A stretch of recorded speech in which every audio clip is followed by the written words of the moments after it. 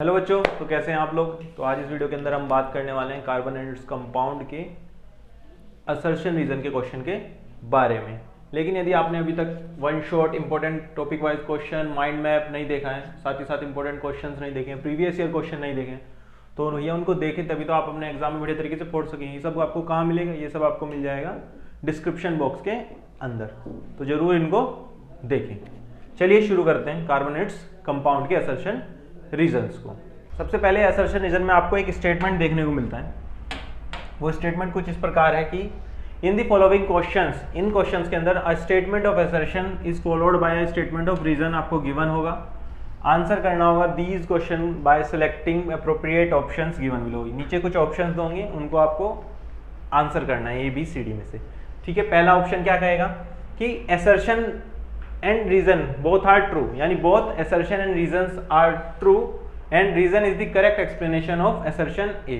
यानी जो असर्शन में स्टेटमेंट लिखा है और रीजन में जो स्टेटमेंट लिखे हैं, दोनों के दोनों सही हैं, और जो असर्शन में स्टेटमेंट लिखा है उसको करेक्टली उसका रीजन जो है एक्सप्लेन कर रहा है, यानी उसको एक्सप्लेन करके बता पा रहा है कि ये सही है।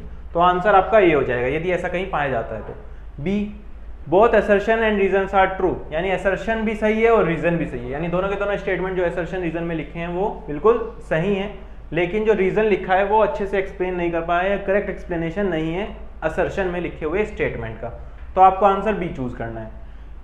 थर्ड है असर्शन ट्रू हो लेकिन रीजन फॉल्स हो, यानी असर्शन में जो स्टेटमेंट लिखा है वो तो ट्रू हो लेकिन जो रीजन में स्टेटमेंट लिखा है वो फॉल्स हो। यदि ऐसा पाया जाता है तो आपको आंसर C टिक करना है। और चौथा ऑप्शन ये कह रहा है कि यदि असर्शन फॉल्स है पर रीजन जो है वो ट्रू है, यानी रीजन आपका सही दिया है लेकिन असर्शन गलत दिया है, तो आपको D ऑप्शन चूज करना है। तो चलिए स्टार्ट करते हैं। सबसे पहला क्वेश्चन आपके सामने है, graphite is a slippery to touch, यानी ग्रेफाइट जो होता है वो एक स्लिपरी नेचर रखता है। क्या ये बात सही है? हाँ, यानी असर्शन क्या हो गया यहाँ पर? ट्रू। असर्शन क्या हो जाएगा? ट्रू हो जाएगा। सेकंड, रीजन में क्या कह रहा है? The various layer of carbon atoms in graphite are held together by weak van der Waals forces. Reason भी सही है, यानी जो ग्रेफाइट है उसके अंदर जो डिफरेंट डिफरेंट कार्बन के एटम्स हैं वो एक लेयर में होते हैं, और जो लेयर है वो weak van der Waals forces of attraction के कारण आपस में कनेक्टेड होती है। तो आपका रीजन भी सही है, यहाँ पर असर्शन भी सही है, और ये रीजन ही है जिसकी वजह से ये असर्शन हो रहा है, यानी जो स्लिपरीनेस है ग्रेफाइट की वो weak van der Waals forces of attraction के कारण ही होती है। तो आपका आंसर हो जाएगा A, यानी दोनों बातें सही हैं और रीजन जो है करेक्ट एक्सप्लेनेशन है असर्शन का। तो आंसर A हो जाएगा। आंसर क्या कहता है? A graphite crystal consist of various layer of carbon atoms in which each carbon atom is joined to 3 different atoms by strong covalent bonds. The various layers of carbon atoms in graphite are held together by weak van der Waals forces of attraction, making it slippery to touch. यानी इस तरह की layer बनेगी दो, एक layer दूसरे के ऊपर क्या हो जाएगी? फिसल जाएगी, यानी स्लिप हो जाएगी। तो इसलिए इसकी ग्रेफाइट की जो नेचर होती है वो स्लिपरी हो जाती है। चलिए आगे चलते हैं। अगला क्वेश्चन हमारे पास है, the most of the carbon compounds are good conductor of electricity. क्या कार्बन के ज्यादातर कंपाउंड गुड कंडक्टर होते हैं इलेक्ट्रिसिटी के? नहीं होते हैं, तो असर्शन सही नहीं है। रीजन में क्या कह रहा है? They do not dissociate to form ions and remain as molecules. ये बात बिल्कुल सही है, यानी असर्शन गलत है, रीजन सही है। यदि ऐसा कहीं होगा तो आंसर आपका D करेक्ट हो जाएगा। क्या करेक्ट हो जाएगा? आंसर D करेक्ट हो जाएगा। इसका मतलब carbon compounds are mainly poor conductor of electricity due to formation of covalent bonds. अगला क्वेश्चन हमारे पास है असर्शन में, diamond and graphites are allotropes of carbon. बिल्कुल सही, डायमंड और ग्रेफाइट जो है एलोट्रोप हैं कार्बन के। रीजन क्या है इसका? Some element can have several different structural form which in the same physical state, same physical state में होंगी। These different form of particular element या कुछ भी, उसे क्या कहेंगे? एलोट्रोप्स कहते हैं। तो असर्शन सही है, रीजन भी सही है, तो आंसर हो जाएगा आपका A। क्या हो जाएगा? आंसर A हो जाएगा। चलिए आगे बढ़ते हैं। अगला क्वेश्चन हमारे पास आता है, carbon shows maximum catenation property in periodic table. यानी कार्बन एक ऐसा एलिमेंट है पीरियोडिक टेबल में जो सबसे ज्यादा number of catenation property show करता है, यानी 4 बॉन्ड बनाता है, आपस में जुड़ के एक लंबी चेन बन जाती है। तो असर्शन क्या हो गया? ट्रू हो गया। रीजन क्या है, carbon has small size and thus form strong carbon carbon bond. Carbon का छोटा साइज है तो आपस में एक दूसरे से कनेक्ट होकर बहुत लंबी चेन बना सकते हैं, और जिसकी वजह से क्या बनते हैं, लंबे लंबे कार्बन के जो बॉन्ड्स बनते हैं वो स्ट्रॉन्ग बनते हैं। तो ये भी ट्रू है। इसका मतलब असर्शन भी ट्रू है और रीजन भी ट्रू है, और रीजन के कारण ही असर्शन ट्रू है, यानी रीजन जो है करेक्टली एक्सप्लेन कर पा रहा है उस पर्टिकुलर असर्शन को। तो इसका आंसर भी हो जाएगा ए। क्या हो जाएगा इसका आंसर, ए हो जाएगा। सो सॉल्यूशन में क्या लिखा है, catenation is the bonding of atoms of same element in a series called as chain. Catenation occur more readily with carbon which form strong covalent bond with other carbon atoms to form long chains and structure। लंबी लंबी structure और chains आपस में बना सकते हैं carbon के atoms. चलिए अगला क्वेश्चन हमारे पास है, acetic acid has 6 single bond and 1 double bond. Check कर लेते हैं। एसिटिक एसिड क्या होता है, CH3 COOH, C 3 hydrogen, single bond carbon, single bond यहाँ पर double bond O, single bond O और O के साथ सिंगल बॉन्ड H।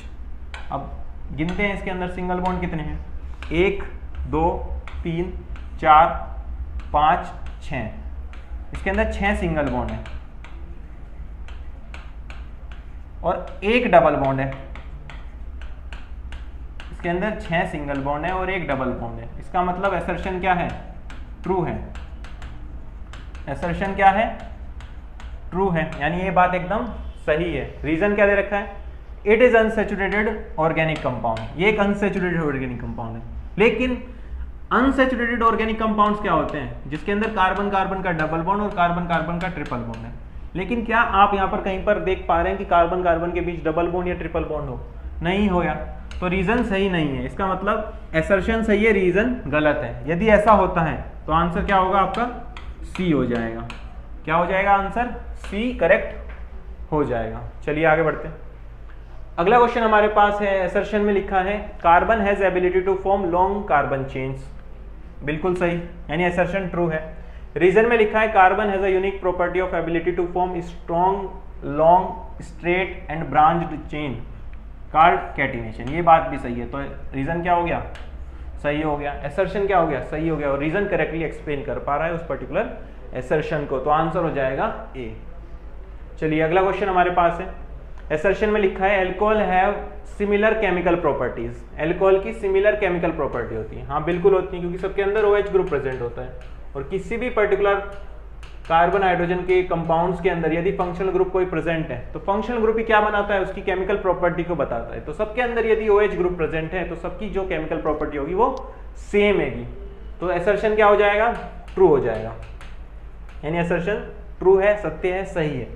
रीजन में क्या लिखा है, all alcohols contain similar hydroxy functional group. इस वजह से होता है क्योंकि सबके अंदर एक जैसे फंक्शनल ग्रुप प्रेजेंट होते हैं। तो रीजन भी सही है, और रीजन ही एक्सप्लेन करता है कि एल्कोहल्स की सिमिलर केमिकल प्रॉपर्टी होती है। इसलिए असर्शन सही, रीजन सही, और रीजन करेक्ट एक्सप्लेनेशन है असर्शन का। तो आंसर क्या हो जाएगा, ए। आंसर हो जाएगा आपका ए।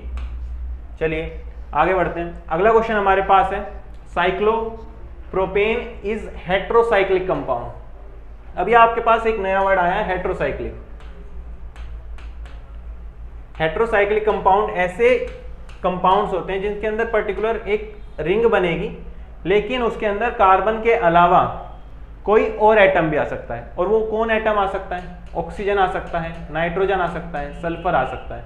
यदि इस तरह के एटम्स भी आ जाएं कार्बन के साथ रिंग के अंदर, जैसे यहां पर आ गया, तो इसको क्या बोल देंगे, एक हाइड्रोसाइक्लिक कंपाउंड बोल देंगे। क्या बोलते हैं, हेट्रोसाइक्लिक कंपाउंड बोलते हैं। लेकिन साइक्लोप्रोपेन आप बनाइए, क्या बनेगा, कार्बन कार्बन के बॉन्ड ही बनेंगे, क्योंकि प्रोपेन यानी 3 कार्बन है, साइक्लो मतलब एक साइक्लिक रिंग बनेगी, यानी कुछ इस तरीके से बनती है, यानी CH2 सिंगल बॉन्ड CH2 और CH2 इसके बीच में ऐसे कनेक्ट हो जाता है।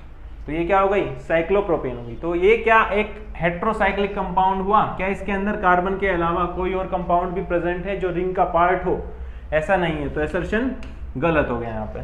Second, cyclopropane comes into category of those compound in which complete ring is formed by carbon carbon atoms only। तो रीजन यहाँ पर सही है।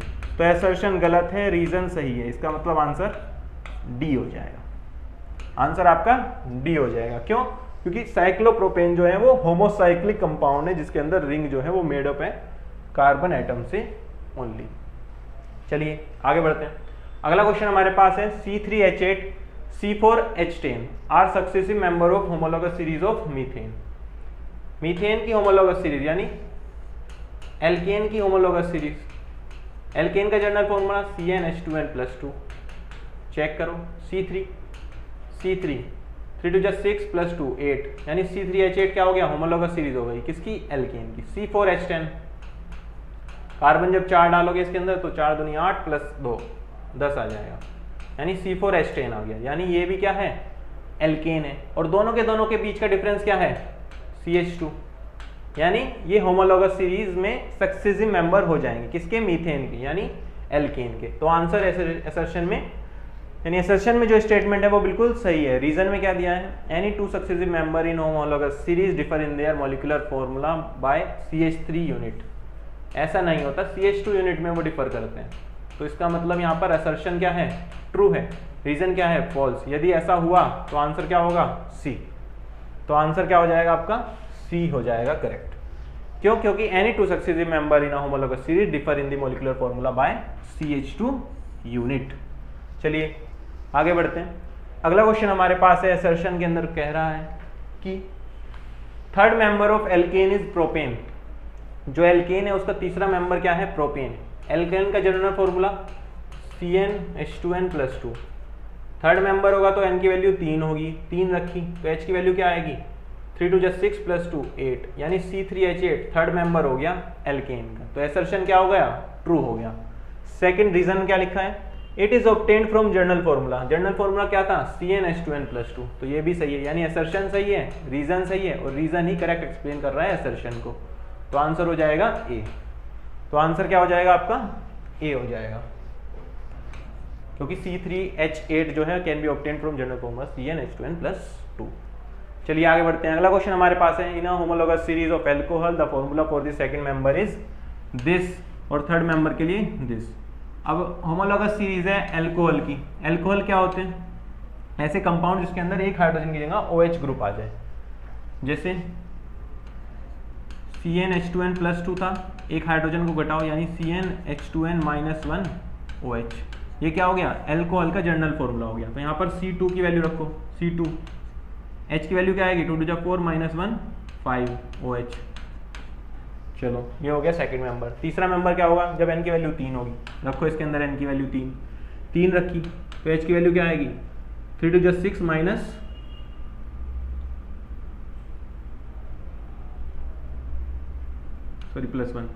3 2 6 + 1 7 OH। तो क्या आ गया, C3H7OH। तो आंसर हो जाएगा थर्ड मेंबर में दिस।